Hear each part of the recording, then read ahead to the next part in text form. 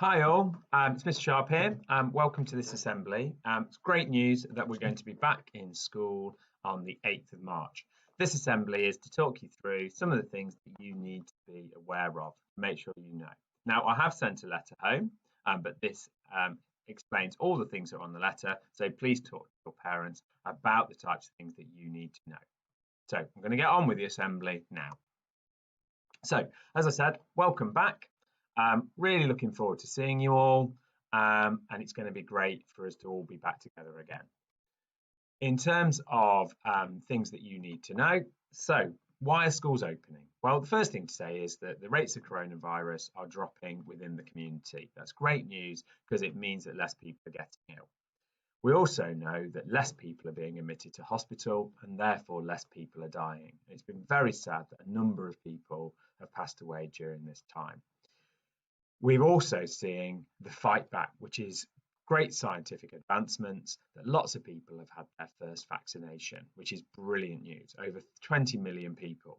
And by the end of July, every adult in the country should have had their vaccination, which means life can get back pretty much to normal, which will be brilliant news.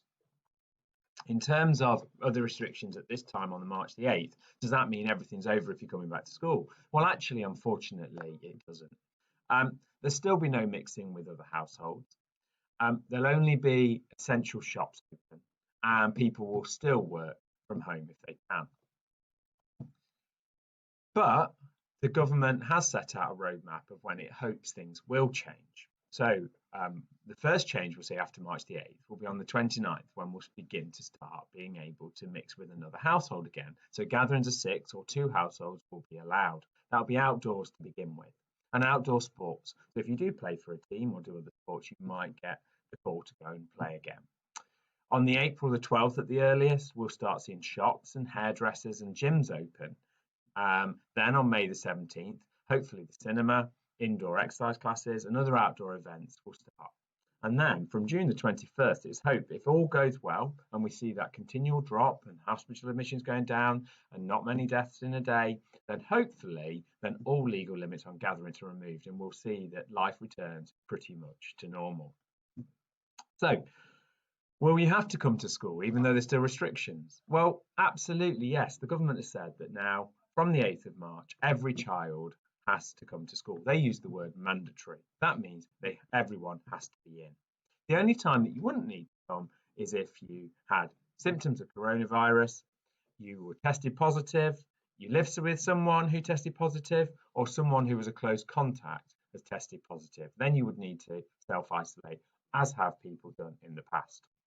When you return, we'll be asking that you come in your uniform, dark shoes or plain black trainers where possible, and a PE kit, again, carrying on what we did before, having the PE kit coming on the day that you do PE. And your teachers will be in touch to tell you which day that is. In terms of measures in place, it's going to look very similar to how it did when you were last in school. So we're still going to have those bubbles. So you'll be in a class of 30 and you will play with them and have lunch with them.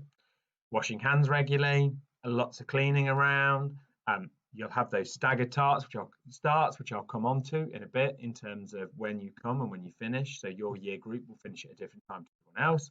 And you'll see again school staff wearing their masks in and around the school building and when we hand over to your parents or collecting your parents at the end of the day. So what are some of the things that you should remember? Well, again, we're going to avoid that close contact and keep to our class bubble. We're going to catch it, bin it, kill it, and make sure that we're having good hygiene. We're going to avoid touching our eyes, mouth, and face. We're going to stay at home, as I've said, if we've got symptoms. We're going to wash our hands for 20 seconds or more, wearing soap, using soap, and if soap isn't available, we're going to use sanitizer. And we're going to avoid that really close contact with others. So, timings.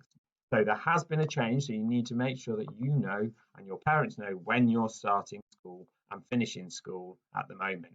All again will come through Harrington Street.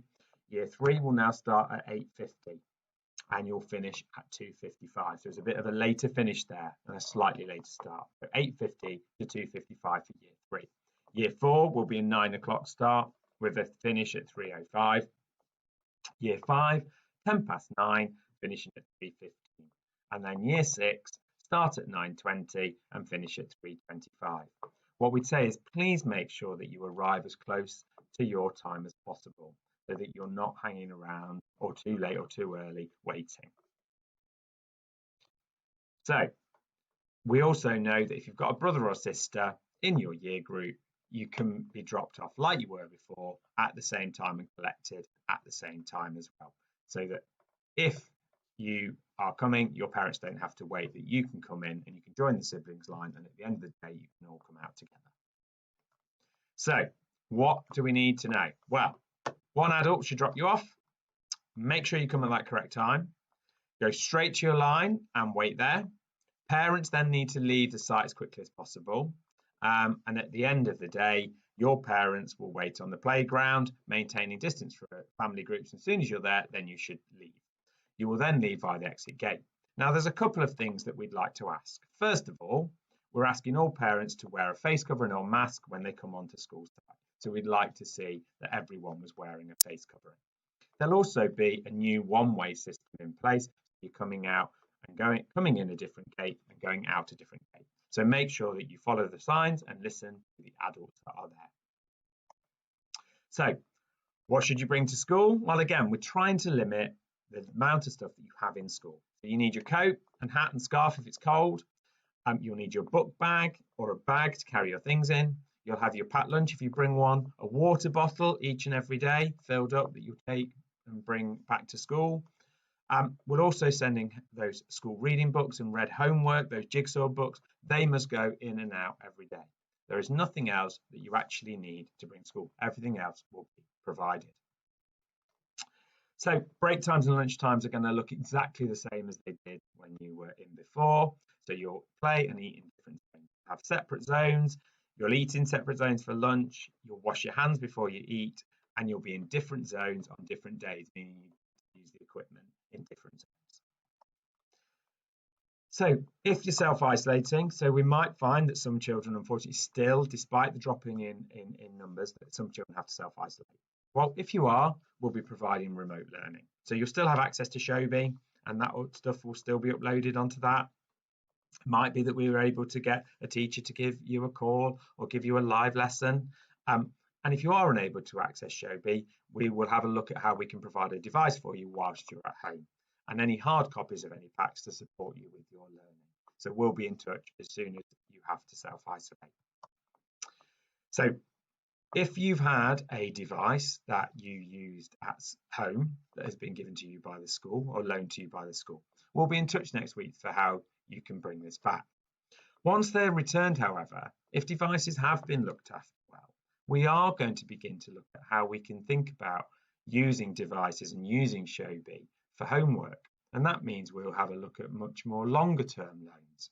But we need to see them coming back into school first and making sure that they're in good working order and that you've all looked after them really well. And then we'll look at making sure that you can access things to do your homework on in the very near future.